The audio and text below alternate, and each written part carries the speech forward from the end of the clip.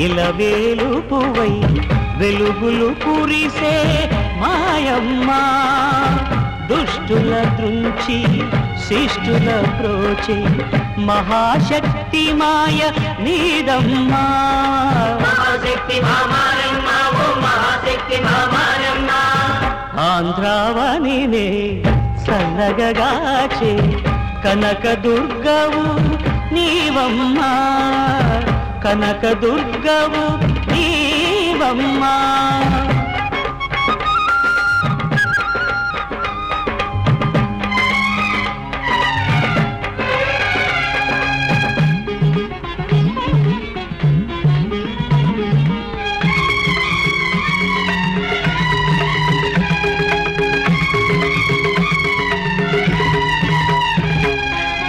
సప్తస్వరముల రూపే నీవుగా వెలసిన వాదేవి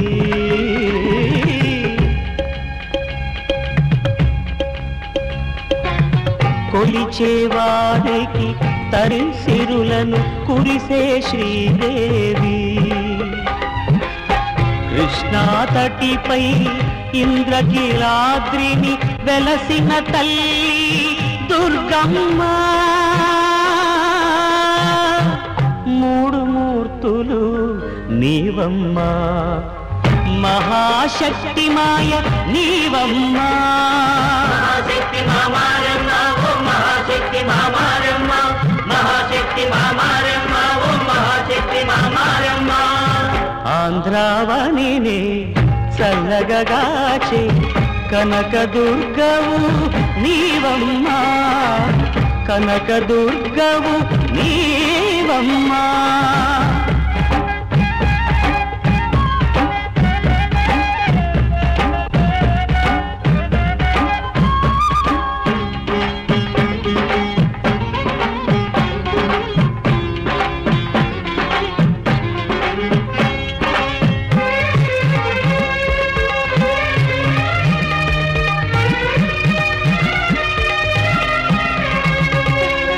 అనుగు బిడ్డలుగా ధీరులగన్న తెలుగు తల్లివి నీవమ్మ కవి కోకిలలకు నెలవై నిలిచే పైడి కొమ్మవు నీవమ్మ తెలుగు వెలుగుల నటరత్నాలను కన్న తల్లివి నీవమ్మ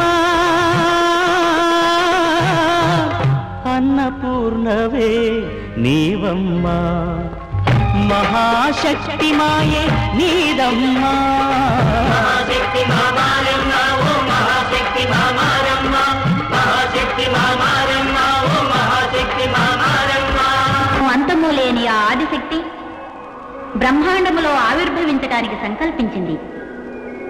ఆమె అద్భుత శక్తి వల్ల ఏర్పడిన గోళాలు అనంతకోటి.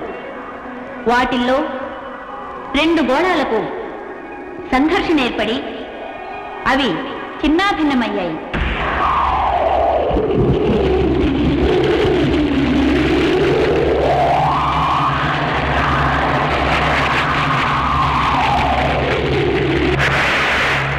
వీటి నుంచి ఒక అగ్నిగోళం ఉద్భవించింది.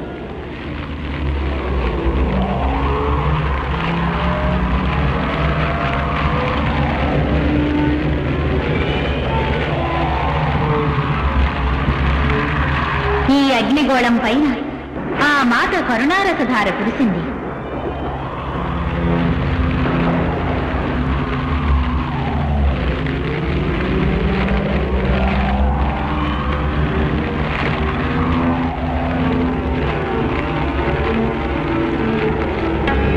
మమకారం మూర్తిభవించిన ఆ తల్లి పంచభూతాల్లోనూ సాక్షాత్కరించింది.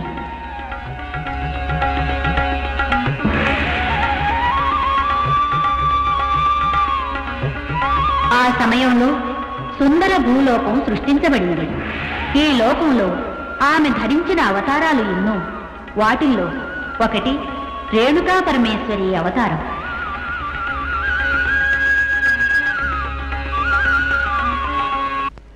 ఈ భూలోకంలో జమదగ్ని మహర్షి ఆశ్రమంలో ఒకరోజు गणेश्वरो गणक्रीडो गणनाथो गणाधिपः एकदंष्ट्रो वक्रतुण्डो गजवक्त्रो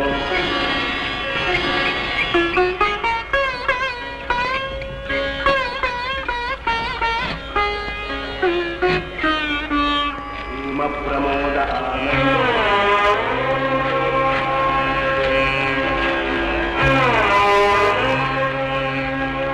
नंदनोलं पटो भीमः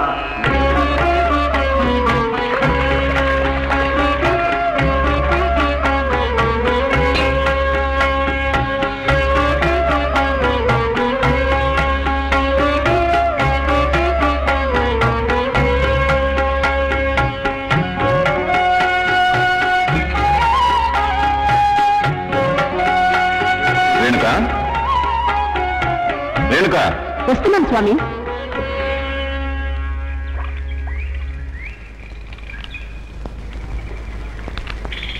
స్వామి భువనేశ్చ భూతానాం పతిరవ్యయః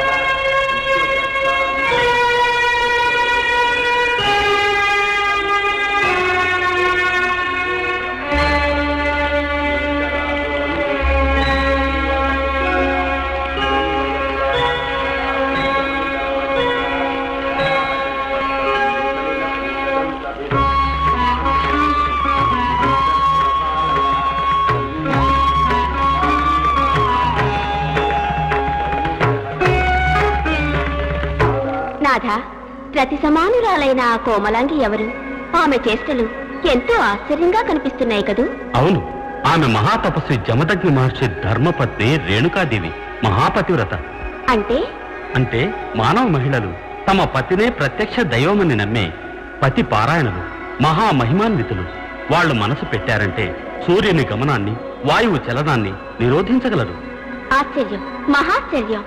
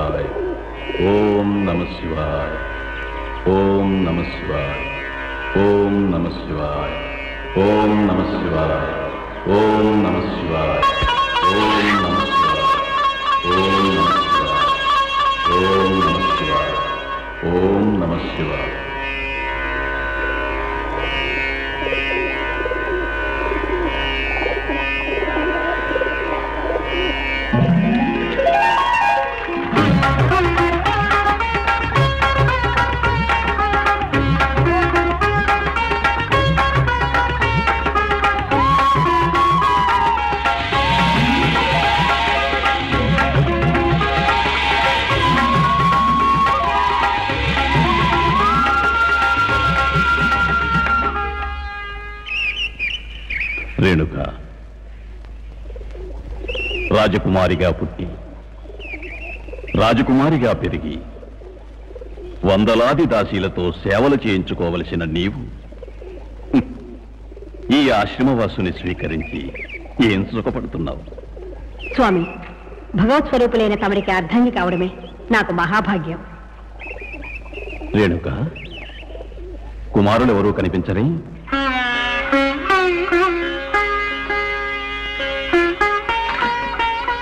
హోమానికి సమిధులు తీసుకురావడానికి వెళ్ళాను తండ్రి. శివలింగాన్ని అభిషేకించడానికి తేనె తెచ్చాను తండ్రి. పూజకు పుష్పాలు తేవడానికి వెళ్ళాను తండ్రి. ఓ, బహు సంతోషం పుత్రులారా. భక్తియే మనందరి ప్రథమ కర్తవ్యం. అది ఆ సదాశివుని సాక్షాత్కారానికి మూలాధారం. అన్నట్టు మీ ముద్దుల తమ్ముడు భార్గవుడెక్కడా? ఓం నమః శివాయ, ఓం నమః శివాయ, ఓం నమః శివాయ, ఓం నమః శివాయ, ఓం నమః శివాయ, ఓం నమః శివాయ, ఓం నమః శివాయ. భార్గవ వత్స, భార్గవరామ.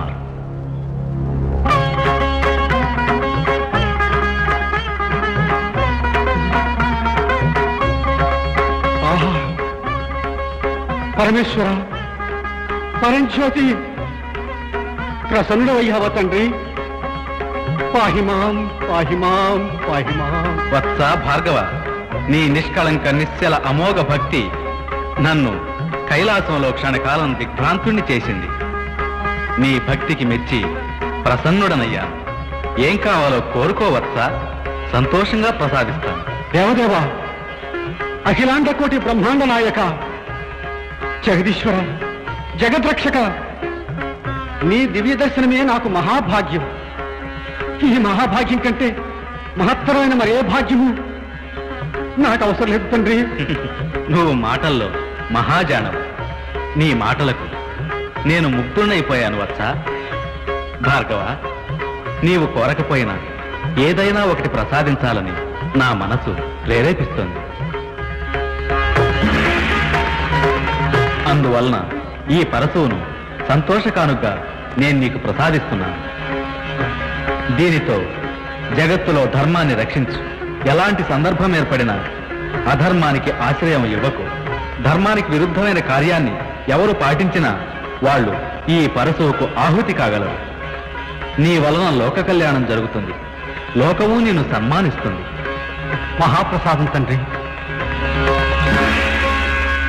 నిజం?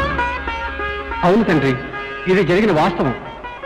భార్గవ, భార్గవరామ, నా ముద్దుల కుమార, ఎందరో జ్ఞానులు అశేష కాలం అనంత భక్తితో భగవంతుణ్ణి ఆరాధించిన వాళ్ళకి లభ్యం కాని ఆ పరమభాగ్యం నీకు లభ్యమైంది కదూ.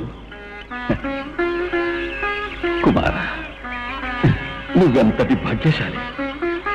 నీలాంటి పుత్రుణ్ణి పొందినందుకు నా జన్మ చరితార్థమైంది, చరితార్థమైంది. నన్ను ఆశీర్వదిస్తుంటే. పుత్ర, నాకంటే ముందు నువ్వు అందుకోవలసింది నీ తల్లి ఆశీర్వాదం. తల్లిని మించిన దైవం లేదని నీకు తెలియదా? నీ వంటి మహిమాన్వితుడైన సుపుత్రుణ్ణి కన్నందుకు ఆ మహాతల్లి ఎంతో ధన్యురాలు, ఎంతో మాన్యురాలు. నన్ను ఆశీర్వదించు మాత. అఖండ విజయ ప్రాప్తిరస్తు. నిన్ను కొనియాడ నాకు మాటలు చాలడం లేదు. భార్గవ, ఆ పరమేశ్వరుని వరంతో ఈ పరశువుని ధరించి నేటి నుండి పరశురాముడిగా ప్రఖ్యాతిగాంచి చిరంజీవిగా వర్ధిల్లు నాయనా.